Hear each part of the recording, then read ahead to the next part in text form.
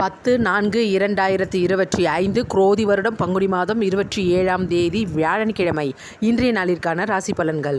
மேஷம் நன்மை உண்டாகும். ரிஷபம் லாபம் நிறைந்த நாள். மிதுனம் குழப்பம் நிறைந்த நாள். கடகம் ஆர்வம் அதிகரிக்கும். சிம்மம் அசதி ஏற்படும். கன்னி நன்மை உண்டாகும். துலாம் சாந்தம் நிறைந்த நாள்.